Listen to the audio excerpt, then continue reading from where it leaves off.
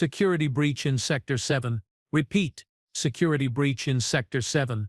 The announcement blared through the corridors of Detention Facility Prime, causing Guard Captain Rex to spill his hot beverage all over his uniform. Just perfect. Another workday ruined by incompetence. Which genius left their post this time? Rex muttered, dabbing at the spreading stain with a thin napkin. His 4 eyes blinked in sequence, a nervous habit he'd developed after 20 cycles of service in this forsaken place. The communication device on his wrist buzzed. "Captain, we have a situation," came the panicked voice of Junior Guard Talix. "No kidding," Rex replied, voice dripping with sarcasm. "I thought the alarm was just our new wake-up call." "What happened?" It's the human, sir. The one from Earth." Rex froze, all 4 of his eyes widening simultaneously. "Which one?" "Prisoner 8219. Thomas Walker." The napkin dropped from Rex's hand. Of all the prisoners, it had to be him. The quiet one. The one who never caused trouble. The one who watched everything. Locked down all sectors. "Now, and get me Director Plex immediately," Rex ordered, already moving toward the security center. "That's the problem, sir," Talix's voice trembled. "Communications are down, and the power grid, it's failing sector by sector." Rex quickened his pace, his 6-legged gait echoing through the corridors. "How is that possible? The systems are independent." "I don't know, sir, but Sector 7 went dark first, then 6, now 5 is flickering." Rex felt a chill run down all 3 of his spinal cords. Thomas Walker.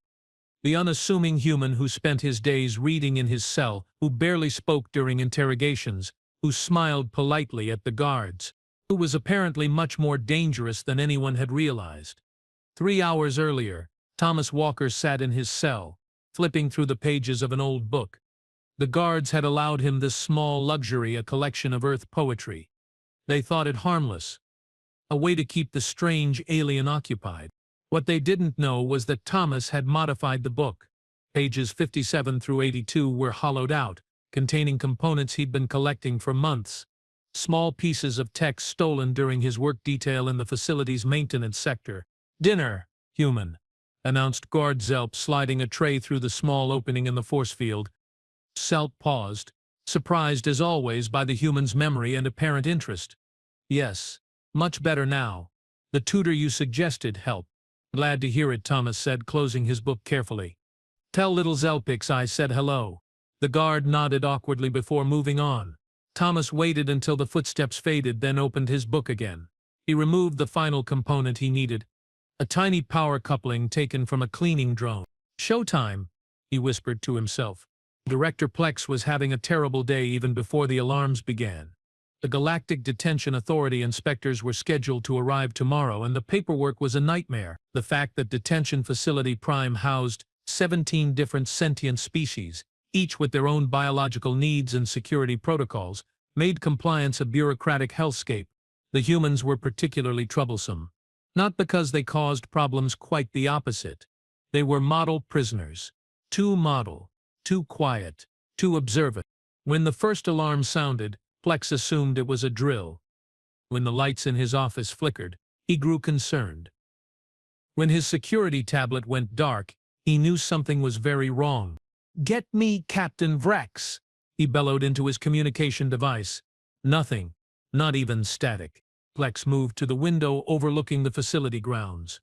In the distance he could see sections of the massive complex going dark, one by one, like a wave of shadows spreading across the landscape. His door burst open, and Assistant Director Quirrell rushed in, all 6 limbs trembling.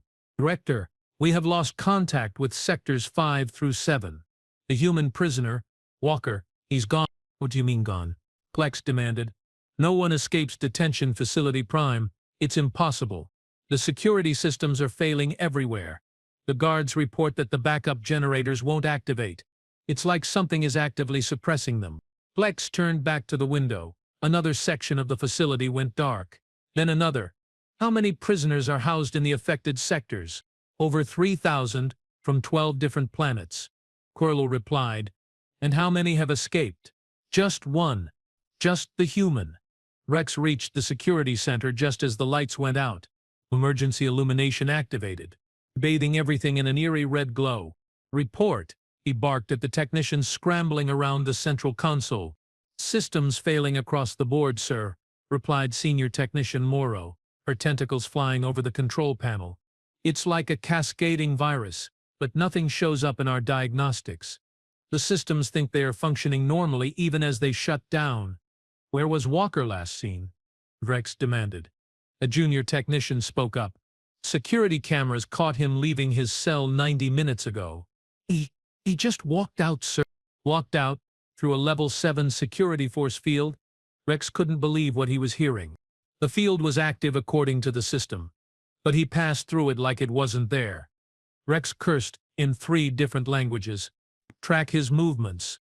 "We are trying, sir, but cameras are going offline in sequence. It's like he knows exactly which routes to take to avoid being seen." "He's heading for the landing bays," Morrow interjected. "At least, that's my guess based on the pattern of system failures." Rex grabbed a weapon from the emergency locker. "Lock down all vessels. Nothing leaves this facility. I'm heading to the landing bays myself." "Sir," Morrow called after him, "there's something else." "The communication blackout is spreading beyond the facility. Reports came in before we lost contact that the entire settlement is going dark. The planet's orbital relay stations are failing too." Terzarx paused at the door. "Are you telling me one human prisoner isn't just escaping our facility, he's shutting down the entire planet?" Thomas Walker moved through the shadows of Detention Facility Prime with practiced ease. The emergency lighting cast long shadows, providing perfect cover. He wore a maintenance uniform stolen from a supply closet and carried a toolbox filled with the devices he'd built over months of patient work. A group of guards rushed past him without a second glance. In times of crisis, no one questioned maintenance personnel. Thomas smiled to himself. Predictable. His wrist device, cobbled together from parts of his prison-issued hygiene monitor, displayed a crude map of the facility with blinking dots representing the cascading failures he'd initiated. Everything was proceeding according to schedule. Thomas reached a junction and placed another small device against the wall. It magnetized itself to the metal surface and began to pulse with a faint blue light. "Number 17. Just 3 more to go." "Hey! You!" a voice called from behind him. Thomas turned slowly, keeping his expression neutral. A guard, not one he recognized, approached with weapon drawn. "Identification," the guard demanded. Thomas reached into his pocket and pulled out a small sphere. Before the guard could react, he tossed it at the guard's feet. The sphere burst open, releasing a cloud of fine particles that the guard involuntarily inhaled. "What the guard began, then swayed on his feet, his eyes unfocused, and he slumped against the wall. "Sleep tight," Thomas said, continuing on his way. The compound was harmless, a sedative he'd synthesized from the nutrition supplements in his meals. The guard would wake up with nothing worse than a headache. In the Planetary Defense Command Center, 50 kilometers from the detention facility, General Zoltar stared at the monitoring screens in disbelief. "What do you mean the entire southern continent is dark?" he roared. "It's not just power, sir," replied his second-in-command, Commander Vex. "Communications, transportation systems, even basic electronics, everything is failing. The blackout is spreading at an alarming rate." "Cause?" "Unknown, sir. We detected an unusual energy signature emanating from Detention Facility Prime approximately 2 hours ago, just before communications with them were lost. The signature has been expanding outward since then." "A weapon?" Zoltar asked, his crest flaring with concern. "Doesn't match any known weapon's signature. It's more like a dampening field. Technology simply stops working when the field passes through." Zoltar activated the emergency broadcast system. "Attention all military personnel, this is General Zoltar. We are facing a planetary crisis of unknown origin. Implement Protocol Dark Shield immediately. All spacecraft are to be secured. No vessels leave the atmosphere until further notice. This is not a drill." He turned back to Vex. "Get me the Galactic Council on the quantum communicator. We need to warn them before." The lights in the command center flickered and went out. The emergency systems remained dark. "It's here," someone whispered in the darkness. Director Plex evacuated his office just as the power failed completely. The corridors were chaos, guards and administrative staff rushing about with no clear purpose or direction. "Director," Captain Rex appeared through the crowd. weapon at the ready. We need to get you to the secure bunker. The prisoner? Rex asked. Still at large. But we have secured the landing bays. Nothing can leave the facility. A junior guard ran up to them, breathless. Captain. Director. The defense systems at the perimeter, they have activated. Good, Rex said. That will contain the situation. No, sir. They have activated, but they are facing inward. The automatic turrets are targeting anyone who approaches the perimeter from the inside. Plex and Rex exchanged alarmed glances. He's not trying to escape, Plex realized. He's locking us in. Thomas reached his final destination, the facility's central power core. Unlike the rest of the complex, this area was still fully operational, bathed in the blue glow of the massive reactor that powered everything from life support to security systems.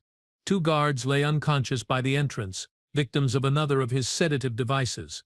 Thomas stepped over them and approached the main control terminal. From his toolbox, he removed a small device and connected it to the terminal. The screen flickered, then displayed a series of code sequences that Thomas quickly modified. Come on, he muttered, fingers flying over the interface. The terminal beeped in confirmation. On the screen, a message appeared. Protocol Eclipse initiated. Planetary sync 83% complete. Thomas smiled and disconnected his device. Now for Phase 2. He opened a maintenance panel in the floor and climbed down into the service tunnels beneath the facility. These tunnels, originally designed for drone maintenance, were too small for most of the facility's personnel species, but perfect for a human. Thomas crawled through the narrow passage, guided by the faint light of his wrist device. After 20 minutes of navigating the labyrinthine tunnels, he reached a vertical shaft leading up to the surface. As he began to climb, his wrist device vibrated. A message scrolled across the small screen. Eclipse at 100%. Window opens in 17 minutes. Right on schedule. Captain Rex led a squad of elite guards toward the power core. Their helmet lights cut through the darkness as they moved in formation, weapons ready. Remember, Rex instructed, the human appears harmless, but he's clearly dangerous. Stun only the Galactic Authority wants him alive. Sir, one of the guards asked, how could one human do all this? It doesn't make sense. Humans are deceptive creatures. Rex replied, they appear weak, but they are resourceful. This one has clearly been planning this for a long time. They reached the power core access door to find it sealed shut. The control panel beside it was dark. Manual override, Rex ordered. 2 guards attached a portable power unit to the door mechanism. Nothing happened. It's not responding, sir. It's like the door doesn't even recognize the power source. Rex examined the door closely and noticed a small device attached to the frame. What's this? Before anyone could answer, the lights in the corridor suddenly blazed to life. Throughout the facility, systems began reactivating but in strange patterns, with security doors opening and closing randomly, climate controls fluctuating wildly. He's using our own systems against us, Rex realized. Everyone back to the command center. Now, on the surface, several kilometers from the facility perimeter, Thomas emerged from a drainage culvert into the cool night air. The moons of Priscon 4th hung low in the sky, casting triple shadows across the barren landscape. In the distance, the lights of Capital City flickered and died as the dampening field continued its expansion. Soon, the entire planet would be in darkness. Thomas checked his wrist device. 10 minutes until the window opened. He needed to reach the rendezvous point. He set off at a steady jog across the rocky terrain, grateful for the physical conditioning he'd maintained during his imprisonment. The native inhabitants of Prescon 4th considered the surface air barely breathable, with oxygen levels half that of Earth. But for Thomas, raised in the high Andes, it was merely uncomfortable, not impossible. As he ran, he thought about his fellow human prisoners still inside the facility. He'd left detailed instructions in their cells, hidden in the bindings of books, in patterns scratched into meal trays, in seemingly casual conversations. They knew what to do when the lights came back on in specific patterns. They would be ready for Phase 3. But first, he needed to complete Phase 2. In the Galactic Council chamber on Nexus Prime, the emergency session was in uproar. An entire planet goes dark, and you are telling me it's because of one human prisoner, bellowed Councillor Drax of the Volturian Conclave. High Commissioner Tellar raised her forearms for silence. The reports from Priscon 4th ceased 3 hours ago. Before communications failed, they reported a security breach at Detention Facility Prime and a planetary-wide technology failure spreading from that location. Impossible, scoffed Counselor Jeth of the Maruvian Alliance. No single individual could affect an entire planet's infrastructure.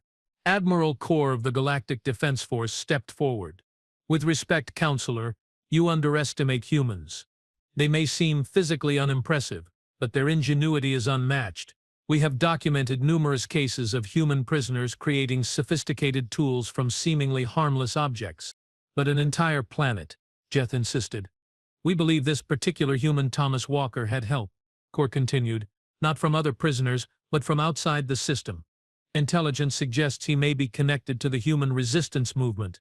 A murmur ran through the chamber. Commissioner Tellar spoke again. We have dispatched a battle group to Priscon 4.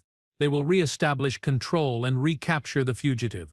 And if they can't, asked the counselor from the back of the chamber. No one had an answer.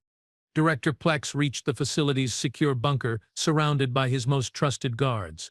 The room was designed to function independently of the main power grid, with its own generators and life support systems. But when they sealed the door behind them, the lights remained off. The independent systems should be operational, Plex said, panic edging into his voice. Why aren't they working? Assistant Director Kroll fumbled with the manual startup controls. Something's wrong with the machinery itself, Director. It's like the components don't recognize each other. How is that possible? Plex demanded. I don't know, but it's consistent with the failures throughout the facility. It's as if something is disrupting the fundamental interactions between electronic components. A guard's communication device suddenly crackled to life, startling everyone in the darkness. This is breaking all channels. The message was fragmented, barely audible through static. Human vessels, approaching, orbital defense grid, non-responsive. Plex felt his heart sink. It wasn't just an escape, he whispered. It was an invasion. Thomas reached the rendezvous point, a small ridge, overlooking a vast plain just as his wrist device counted down to 0. He raised his eyes to the sky expectantly. For several moments nothing happened. Then, high above, a series of lights appeared, cutting through the darkness of the Priscon 4th night, dozens of them, then hundreds, descending in formation. Thomas activated the final device from his toolbox, a signal beacon that pulsed with a distinctive pattern of lights. In response, one of the descending vessels broke formation and headed directly toward his position. The ship, sleek and dark, settled onto the plain below the ridge. A hatch opened, spilling light onto the barren ground. A figure emerged and waved up at him. Thomas made his way down the slope toward the ship. As he approached, the figure resolved into a woman in a pilot's uniform. Cutting it close, aren't you, Walker? She called out. Had to make sure the dampening field reached full coverage. Samantha, he replied with a grin. Can't have any automated defenses surprising the fleet. Samantha Morgan, formerly Lieutenant Commander in Earth's Space Forces, now captain of the resistance vessel Shadowrunner, shook her head. 2 years undercover in that hellhole. I was starting to think you'd gotten comfortable there. The food was terrible. The beds were worse, and my cellmate snored through all 5 of his breathing orifices. Thomas replied, climbing into the ship. Trust me, I wasn't staying a minute longer than necessary. As the hatch closed behind them, Samantha guided Thomas to the cockpit. Through the view screen, he could see the other ships of the human fleet landing across the planet's surface. Operation Eclipse is right on schedule, Samantha reported. The dampening field is affecting their technology planet-wide, just as you predicted. Our ships, shielded with the modified tech you designed, are the only functioning vessels on or around Priscon 4. And our people inside the facility? Thomas asked. Ready and waiting. The signal was sent 5 minutes ago. They will be at the rendezvous points when our teams arrive. Thomas settled into the co-pilot's seat as Samantha lifted the ship off the ground. 287 human prisoners, he said quietly. After tonight there will be 0. Not just the humans, Samantha reminded him. We are extracting all political prisoners, regardless of species.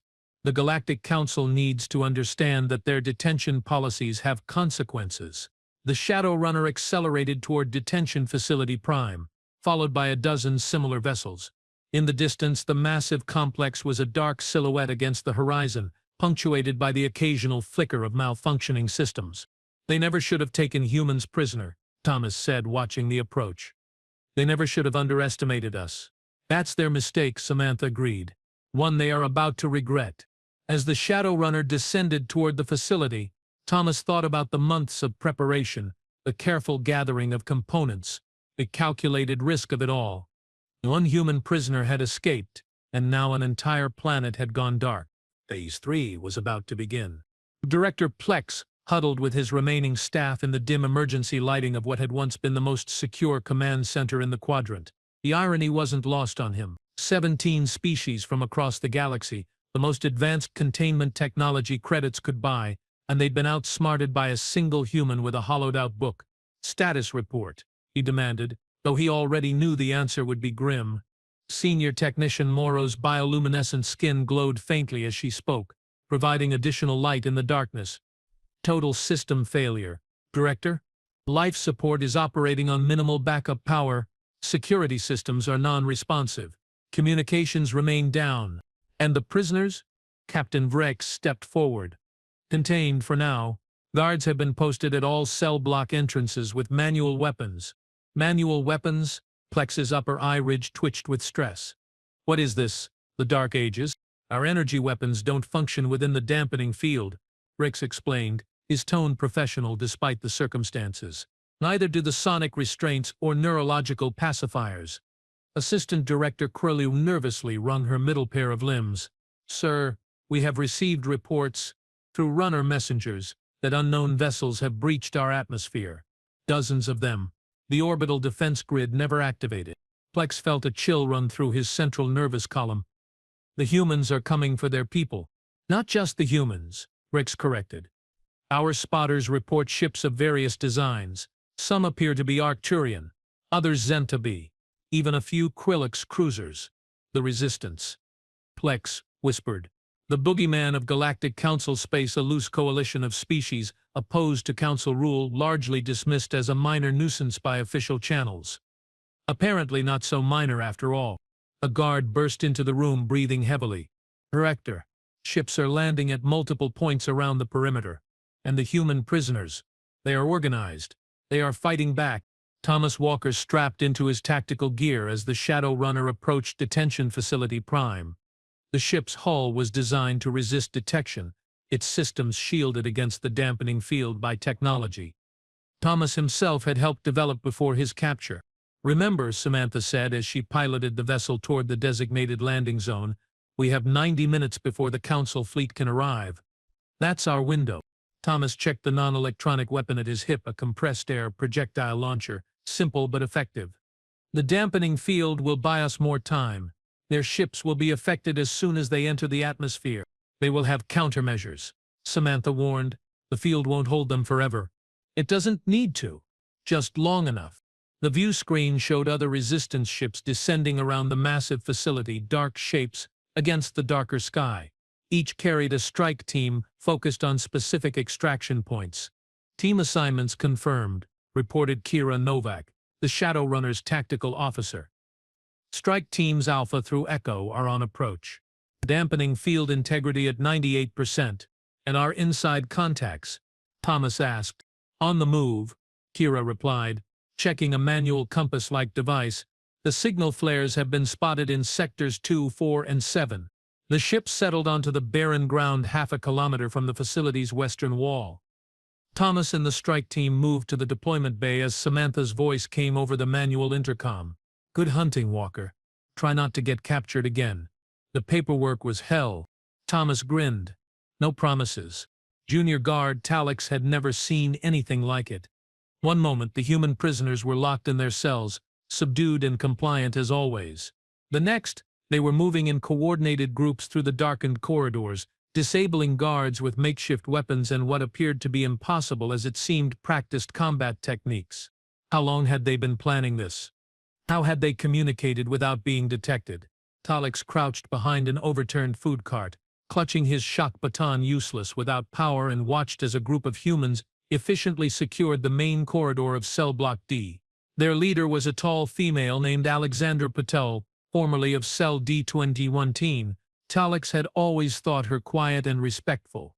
Now she moved with the precision of a military commander, directing her fellow prisoners with hand signals and short, clipped phrases. "Corridor secured," she announced.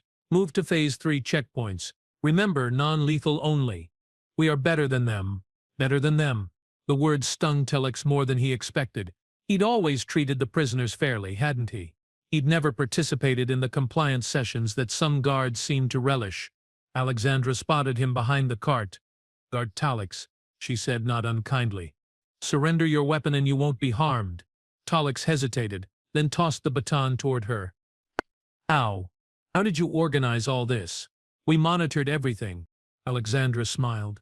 "You monitored our technology, our communications, our movements, but you never bothered to learn our languages, all 37 Earth languages beyond galactic standard. We talked right in front of you for months." Another human approached Alexandra and spoke in what Talix recognized as one of those Earth languages. She nodded and replied to Talix. "You have a choice. Guard, stay here and await council justice when they retake the facility, or come with us. The Resistance accepts all species who believe in freedom." Talix thought of his family in the settlement. His offspring, Zelpix, who was just starting school. What future did they have under council rule? Junior guards never advanced. His family would remain on the edge of poverty forever. "What happens if I go with you?" he asked. "You will be given refugee status," Alexandra replied. "Your family too, if they choose to come. It won't be easy, but you will be free." Freedom. The concept was almost alien to Talix, but somehow it sounded right. "I need to get my family," he said. Alexandra nodded. "We have teams in the settlement. Tell me where they are, and we will extract them with the others."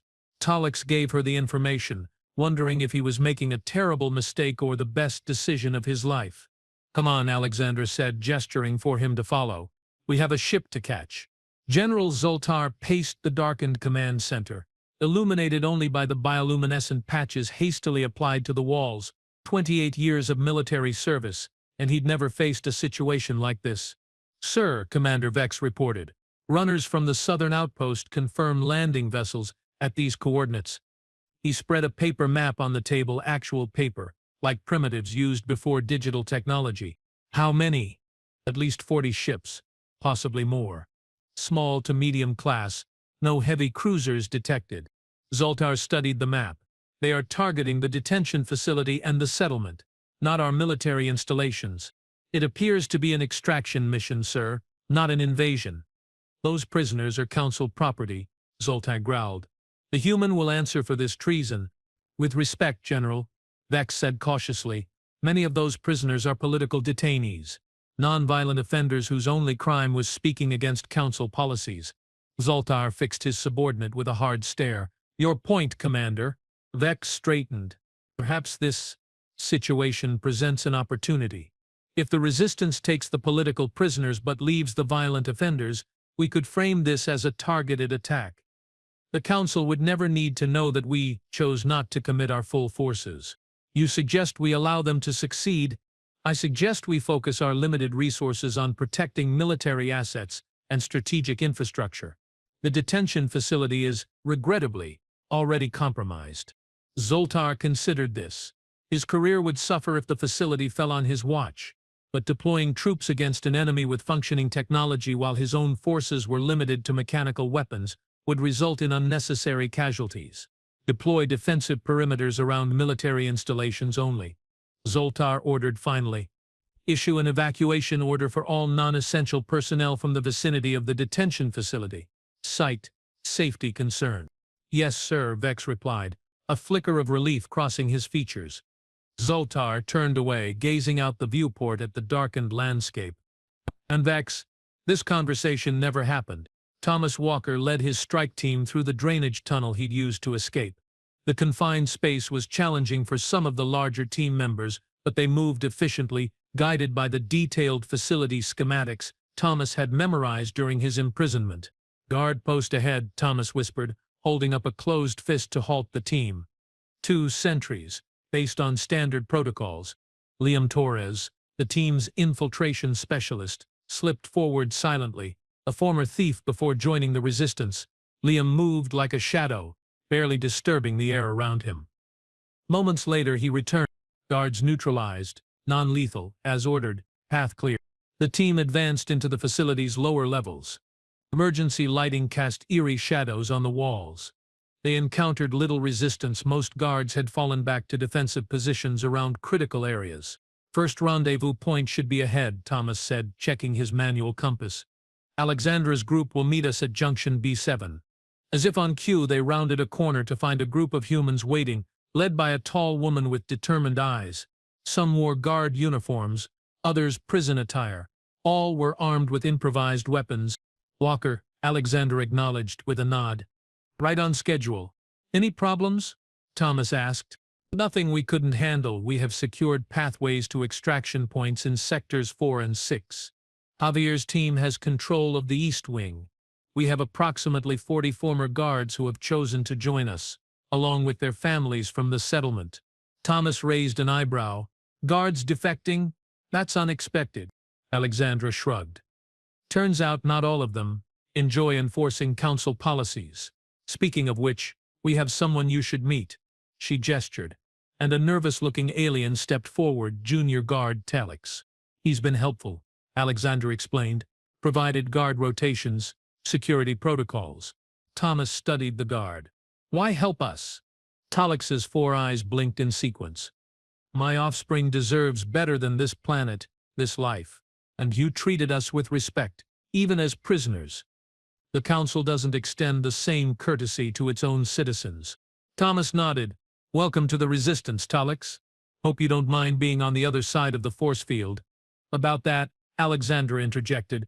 We have located what appears to be the source of the dampening field. Central Power Core, Sub-Level 3. It's some kind of device interfaced with the main reactor. Thomas smiled. That would be mine. The culmination of 2 years' work.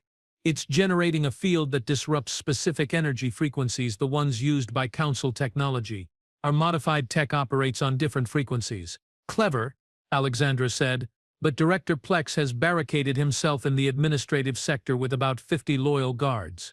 They are using mechanical weapons. Expected, Thomas replied. We avoid that sector. Our mission is extraction, not confrontation. What's our prisoner count? Alexandra consulted a handwritten list. We have freed 812 so far. Teams are still working through the lower levels. We should have everyone within the hour. Good. Let's move to the next checkpoint. As the combined group moved through the corridors, Thomas reflected on how smoothly the operation was proceeding. Almost too smoothly. He couldn't shake the feeling that something was wrong. Captain Vrex watched the security monitors, now powered by a hastily assembled generator, with growing alarm. The facility was being systematically emptied of prisoners, section by section. The human strike teams moved with military precision, neutralizing resistance without lethal force. They are making us look like amateurs, he muttered. Sir, reported a guard, Director Plex requests your presence in the command bunker. Vrex nodded and made his way through the darkened corridors, passing nervous guards clutching primitive projectile weapons. The mighty Galactic Council, reduced to using technology that would have been outdated a millennium ago. He found Director Plex surrounded by his senior staff, studying paper maps spread across a table. Captain Plex acknowledged without looking up. Report. They have taken control of approximately 70% of the facility. The Shriek said bluntly. Prisoners are being evacuated to the landing vessels. Security protocols have been completely compromised. Casualties? Minimal. They are using non-lethal methods. Plex's expression soured further. How considerate of them makes us look even worse. Assistant Director Krull spoke up. Sir, we have received a manual transmission from General Zoltar. Military forces are establishing defensive perimeters around strategic installations. They will not be deploying to the detention facility. They are abandoning us? Plex demanded. The message cited limited resources and tactical considerations. Plex slammed his fist on the table. Cowards. They are letting this happen. Vrex wasn't surprised. The military had never fully supported the Council's detention policies. Many officers had quietly questioned the imprisonment of nonviolent political dissenters. Sir, Rex said carefully, we must consider our options. We are outnumbered and outmaneuvered. The resistance forces have superior equipment and the advantage of preparation. You suggest surrender? Plex's tone was dangerous. I suggest survival, Vivrex replied evenly. The Council will send reinforcements eventually. We can recapture the prisoners later. Fighting to the death serves no purpose. Plex stared at him. All four eyes narrowed. You sound almost sympathetic to their cause, Captain.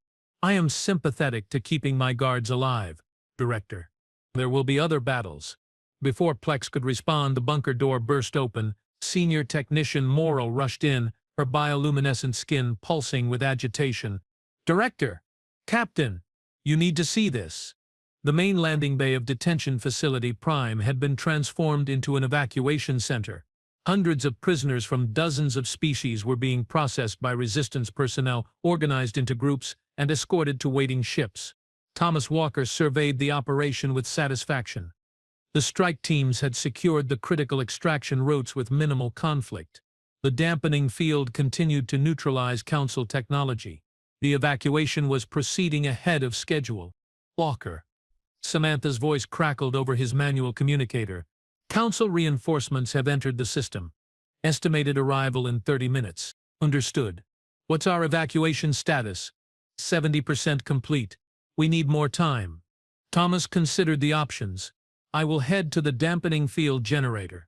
We can boost the output, extend its range to the upper atmosphere. It won't stop them completely, but it will slow their approach. Too risky, Samantha argued. That area is close to the administrative sector. Heavy guard presence. No choice. We need that time. Before she could protest further, Thomas handed the communicator to Alexandra. Continue the evacuation. I will handle the generator. Alexandra nodded, understanding the risks. Good luck. Thomas moved swiftly through the familiar corridors, avoiding the main pathways where guards might be positioned. The route to the central power core was etched in his memory. He designed the dampening field generator specifically for this location, interfacing with the facility's main reactor for maximum effect. He reached sub-level 3 without incident, but as he approached the power core, he heard voices ahead. Drawing his weapon, he advanced cautiously. The massive chamber housing the central reactor was illuminated by the pulsing blue energy of the core itself.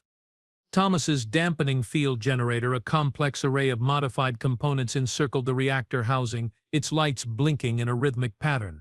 And standing before the generator, studying it with obvious fascination, was Captain Vrex. Thomas raised his weapon. That's far enough, Captain. Rex turned slowly, unsurprised.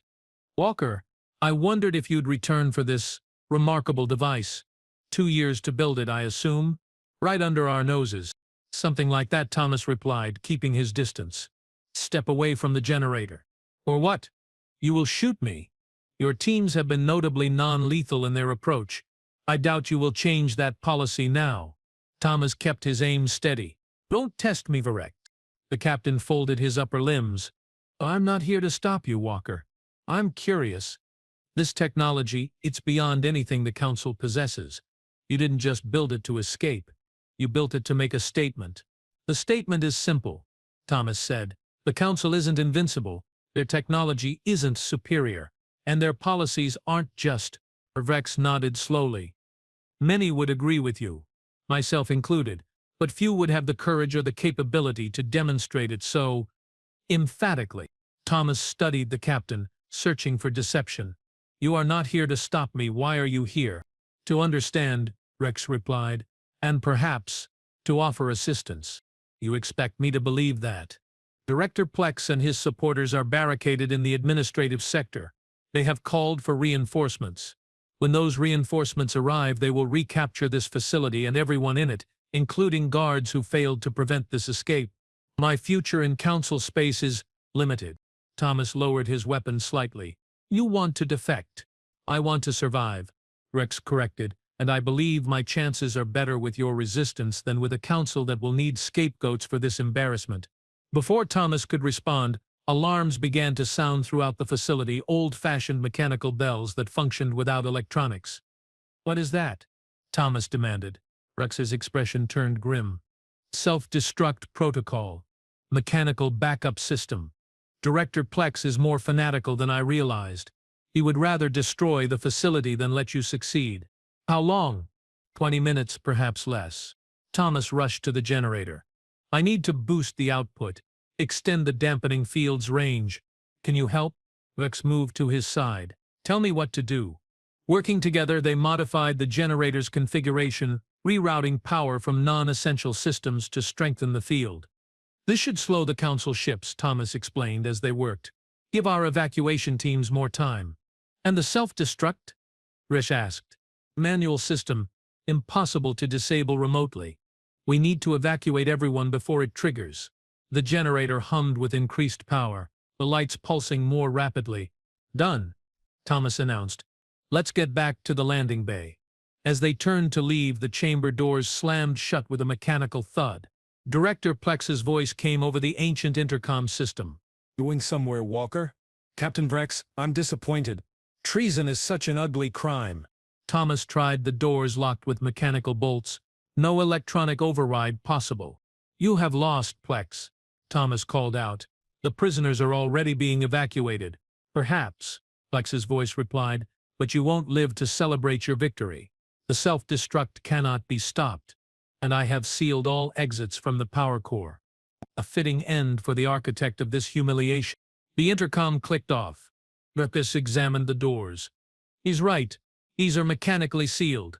We can't override them. Thomas surveyed the chamber, thinking rapidly. We don't need to override them. We need to go through them. He moved to his dampening field generator and began disconnecting components. What are you doing? Brix asked. We need that field. It's already at maximum output, Thomas explained. The modifications we made will hold, but these components can serve another purpose. Working quickly, he reassembled several parts of the generator into a crude device. Directional energy pulse, he explained. Focused enough to weaken the molecular structure of the door. One shot only. Will it work? Thomas shrugged. About a 60% chance. Better odds than waiting for the self-destruct. He positioned the device facing the door and activated it. A high-pitched whine filled the chamber as energy built up in the makeshift weapon. Stand back, Thomas warned. The device discharged with a blinding flash. When their vision cleared, the chamber door showed a glowing red circle in its center. Thomas kicked the weakened metal, which gave way with a screech of protest. The opening was small but passable. After you, Captain, Thomas said. Alexandra Patel supervised the final stages of the evacuation. Nearly all prisoners had been transferred to the waiting ships. The remaining resistance personnel were gathering at the extraction points. Her communicator crackled. Alexandra, this is Walker. The facility is rigged to self-destruct mechanical system. It can't be disabled. Evacuate immediately. All personnel, all ships, get clear of the blast radius. What about you? She demanded. Heading to extraction point east. Don't wait more than 5 minutes. Alexandra relayed the order. The evacuation tempo increased, personnel rushing to complete their tasks. No one gets left behind, she reminded her team. That includes Walker. Thomas and Vrex raced through the corridors, the mechanical alarm bells continuing their ominous warning. How much time? Thomas asked as they ran. Vrex checked a manual timepiece. Less than 10 minutes. They rounded a corner and encountered a group of guards, weapons raised. Captain Vrex, one of them said in confusion. The facility is self-destructing, Rupert announced. Evacuate immediately. That's an order. The guards hesitated, looking at each other. Now, Rex barked with full command authority. The guards lowered their weapons and scattered, heading for the nearest exits. Impressive, Thomas commented as they continued running. The benefit of never abusing authority, Vrex replied. When you use it, people listen. They reached a junction. According to Thomas's mental map, the eastern extraction point was through the left corridor, but the path was blocked by fallen debris from a damaged ceiling. Alternative route? Rex asked. Thomas calculated quickly. Too far.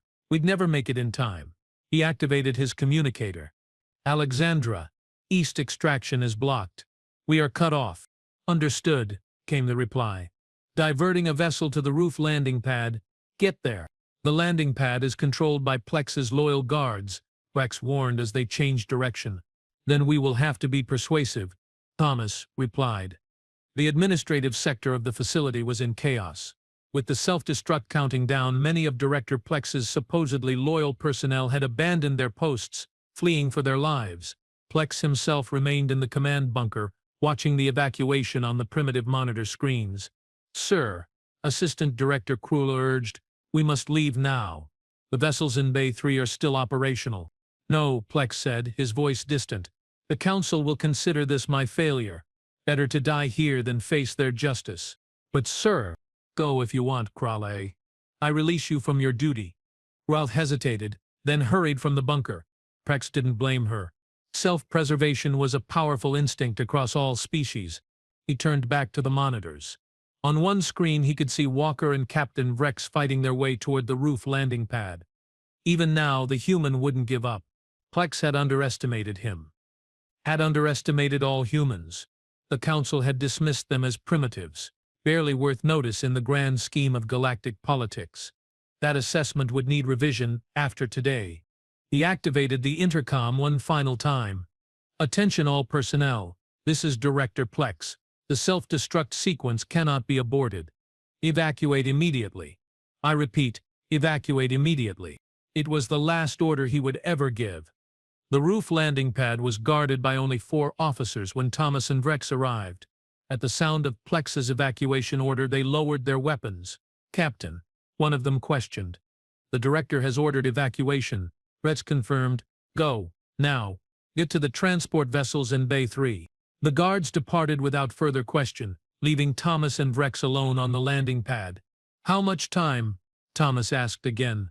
Vrex checked his timepiece. "Less than 3 minutes." Thomas activated his communicator. "Alexandra, we are at the landing pad. Where's our ride?" "Incoming," she replied. 30 seconds. They scanned the dark sky anxiously. In the distance they could see the Resistance fleet already departing, moving beyond the blast radius. "There." Rish pointed to a small vessel approaching rapidly. The ship, a sleek 6-person shuttle, settled onto the pad with precision. The hatch opened to reveal Samantha Morgan at the controls. "Move it, gentlemen." Clocks ticking. They rushed aboard, and the shuttle lifted off immediately, accelerating hard away from the facility. "Cutting it close, Walker," Samantha commented as she pushed the engines to maximum. "Had to make an adjustment to the dampening field," he replied, and picked up an unexpected ally. He nodded toward Captain Vrex. Samantha acknowledged with surprise. "Welcome to the Resistance.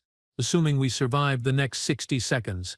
Through the view screen, they watched as the distance between them and the facility increased. But they were still well within the estimated blast radius when Rex's timepiece gave a final warning beep. "Brace for impact," Samantha called, throwing the shuttle into an evasive maneuver. The explosion began at the center of Detention Facility Prime, a blinding flash that expanded outward in a rapidly growing sphere of destruction.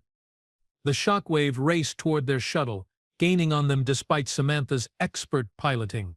"We are not going to make it," Vrex observed calmly. "Yes, we are," Thomas countered.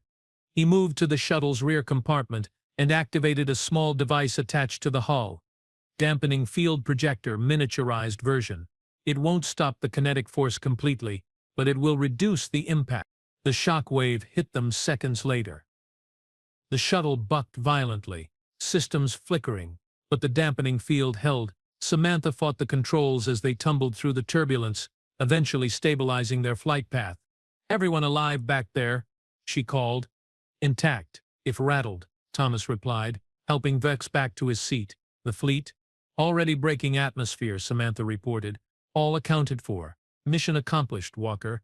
Thomas moved to the view screen. Behind them, where Detention Facility Prime had stood, was a massive crater.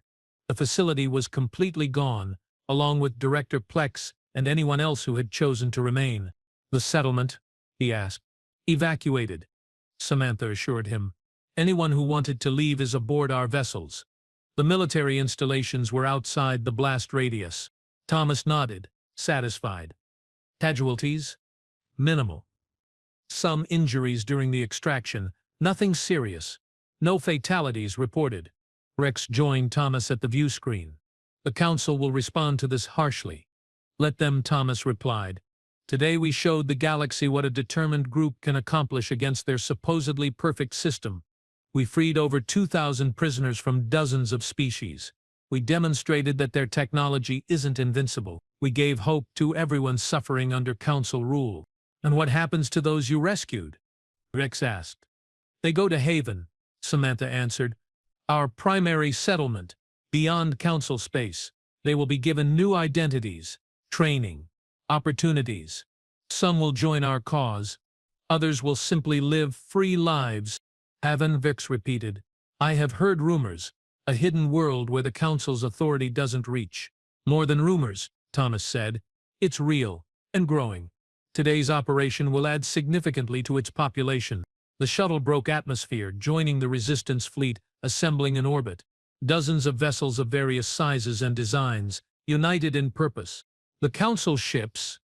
Thomas asked. Still struggling with the dampening field, Samantha reported. Their approach has slowed considerably. We will be gone before they arrive. Rex studied the fleet with new eyes. I never imagined the Resistance was so organized. The Council portrays you as scattered malcontents, terrorists without purpose. Convenient propaganda, Thomas replied. We have been building our strength for years, gathering resources, recruiting personnel, developing technology. Today was just the first major operation. There will be others. Samantha programmed the jump coordinates, ready for departure. All vessels report prepared for synchronized jump. Thomas nodded. Take us home. As the fleet prepared to jump to light speed, Thomas thought about the journey ahead. The Council would indeed respond. The war, because that's what it was now, would escalate. But for the first time, he felt genuine hope for the future. One human prisoner had escaped. An entire planet had gone dark, and the Galactic Council had received a message they couldn't ignore. The Resistance had arrived. From the viewpoint of Rex, watching the stars blur as the shuttle jumped to light speed, the galaxy suddenly seemed much larger and more complex than the Council had ever admitted. He thought about his fellow officers who had chosen to remain loyal, who would now face the Council's wrath as scapegoats for this catastrophic failure. The truth that no one in the Council would acknowledge was simple. They had never truly understood humans. They had classified them as primitive, emotional, predictable. They had believed their technology made them superior. Thomas Walker had proven them wrong on all counts, and Rex suspected this was just the beginning of what humans would show the galaxy. Tell me, Walker, he said as they sped toward Haven. How long have you been planning this? Thomas smiled, that same polite smile he'd shown the guards every day for 2 years. Since the moment they captured me, the Council made a fundamental error, which was, they assumed prison was where they put me. The truth is, prison was exactly where I needed to be. Samantha laughed from the pilot's seat. That's humans for you, Captain Rex. We are at our most dangerous when you think you have won. As the shuttle raced toward its destination, the stars streaked past like tears in the fabric of space. Behind them, Prizkan IV faded into distance, a dark planet orbiting its star, its global technology still paralyzed, its detention facility a smoking crater. One human prisoner had escaped, and nothing in the galaxy would ever be the same.